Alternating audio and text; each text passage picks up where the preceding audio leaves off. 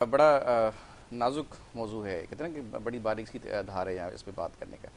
باہر ملک میں جو نوجوان ہے، اگر ہم اسپیشلی بات کریں، میں گیا تھا یو اے عرب امارات، ایک ایگزیبیشن آئی ٹی ایکسپو تھی، وہ کہتے ہیں تلسی بھی دل فریب ہیں غم روزگار کے قصے، تو وجہ یہی تھی کہ پچھلے ہفتے آپ کے شو میں شرکت نہ ہو سکی۔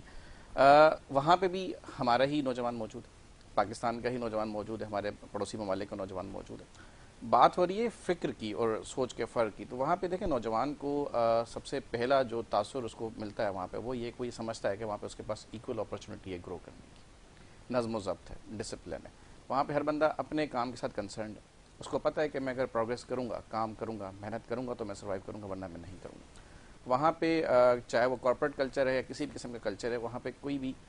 دیکھیں پسند ناپسند ذاتی کیا کہتے ہیں انفرادی طور پہ کسی کو فیور دینا نہ دینا، یہ سارے معاملات چلتے رہتے ہیں، بٹ وہاں پہ کم از کم لوگوں کو یہ لگتا ہے کہ پروفیشنلزم ہے اور سیکیورٹی ہے۔ وہاں سے یہاں کا نوجوان جو جاتا ہے وہ یہاں کے نظام سے دل برداشتہ ہو کے ہی جاتا ہے، اور چونکہ بدقسمتی ہے ہماری کہ ہمارا نظام اتنا پائیدار نہیں ہے نوجوانوں کو سسٹین کرنے کے لیے، تو نوجوانوں کی جو پہلی ترجیح ہے وہ یہ ہے کہ پاکستان سے ہم نے پڑھنا ہے، تعلیم حاصل کرنی ہے، چاہے وہ ہم گریجویشن کریں یا پھر اس کے بعد ماسٹرز پاکستان سے باہر کریں، بٹ اوور آل اگر دیکھا جائے تو مجموعی طور پہ جو تاثر ہے وہ یہ ہے کہ ہمیں فیوچر اپنا جو ہے پاکستان سے باہر سیٹل کرنا ہے۔